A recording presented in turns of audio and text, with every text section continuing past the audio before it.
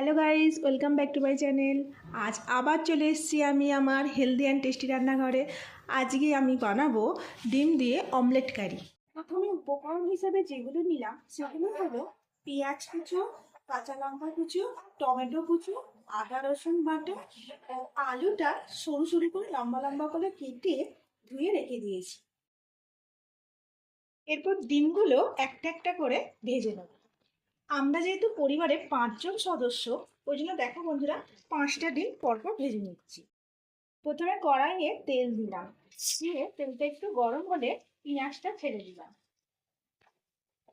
পেঁয়াজটা খুব বেশি ভাজা করছি না, যেহেতু আলুগুলো সেদ্ধ করা নেই, ওই জন্য পেঁয়াজের ভেতরে আলুগুলো ছেড়ে দিলাম, যাতে পেঁয়াজের সাথে আলুগুলো ভালো করে ভাজা হয়।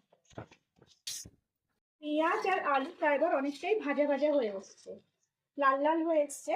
এবার এর ভেতরে দেবো আদা রসুন বাটা, টমেটো কুচো আর কাঁচা লঙ্কাটা দিয়ে দিলাম, দিয়ে ভালো করে মশলাটা এবার কষে নেবো। এরপর এতে পরিমাণ মতো হলুদ গুঁড়ো দিলাম। আর যেহেতু আমি খুবই অল্প তেলে রান্না করি, সেই জন্য অল্প অল্প করে জল দিতে থাকি কষার জন্য। এরপর এর ভেতরে লঙ্কা গুঁড়ো পরিমাণ মতো ও অল্প একটু চিনি দেবো। তো বন্ধুরা, মশলাটা দিয়ে খুব ভালো করে কষে নিয়েছি। এবার জল ঢালার মতন উপযুক্ত হয়েছে, তাই এবার পরিমাণ মতন জল ঢেলে দেবো। এই জল ঢাললাম, আর একটু জল দেবো কারণ ডিমগুলো ছাড়বো ভেতরে। আর একটু জল দিয়ে দিলাম,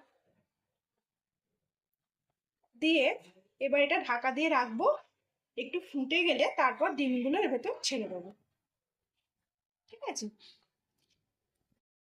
দেখো বন্ধুরা, আমার অমলেট কারি রেডি। তোমরা যদি খেতে চাও তো চটপট তৈরি করে ফেলো।